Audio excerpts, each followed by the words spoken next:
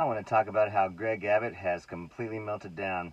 You know his campaign's in trouble when they're having to make stuff up. How pathetic. With less than 2 months until the midterm elections, Republican candidates around the country are running attack ads targeting their Democratic opponents on crime and policing.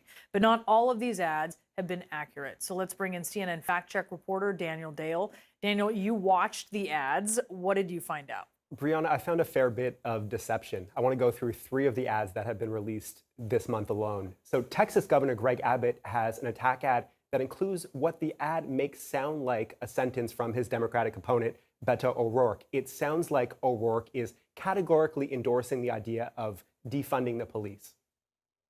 I really love that Black Lives Matters and other protesters have put this front and center to defund police forces.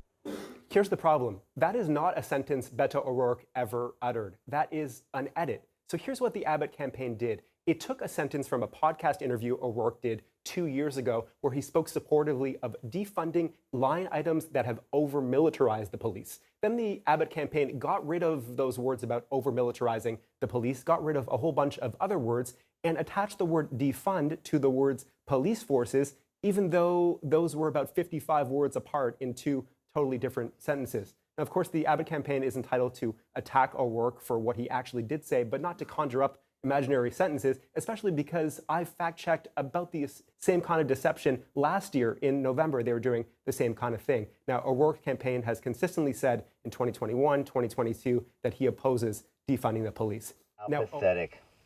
You know, I would say that it's a surprise that he's fallen on his ass so badly.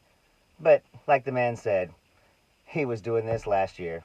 He's just a big fat liar who will do anything to steal a vote. Now, Ohio Republican Senate candidate J.D. Vance also has a defund the police attack ad. This one goes after his Democratic opponent, Congressman Tim Ryan. Streets are exploding with drugs and violence, while liberals like Tim Ryan attack and defund our police.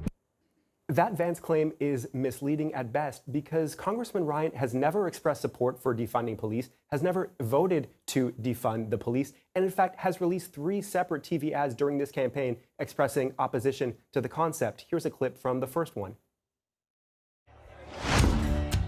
Defunding the police is way off the mark. We need more cops, not less. Now, the Vance campaign sent me a comment on this, which you can find in my article on CNN.com, but that comment did not include any actual evidence of Ryan doing defunding or endorsing defunding. At very least, the ad insinuates that Ryan has done one or both of those things. Finally, Brianna, New Mexico governor candidate Mark Ronchetti has a new ad out. The second part of the ad features Ronchetti attacking Democratic incumbent Michelle Lujan Grisham over crime, but right before that, the ad features Ronchetti's wife telling the story of their home being broken into. Listen.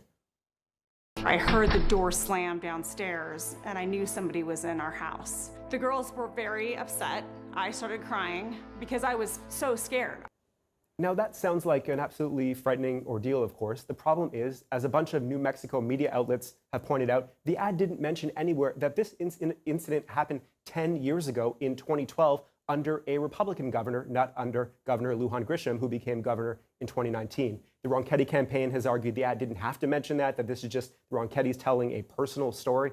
But I think, Brianna, if you're going to tell a personal story about a frightening incident at your house and then attack the Democratic governor, it would be much more honest to mention somewhere in some way that the incident actually happened under a Republican governor. Yeah, that's so important that you walked us through all of those details. Thank you. Go, Beto, go.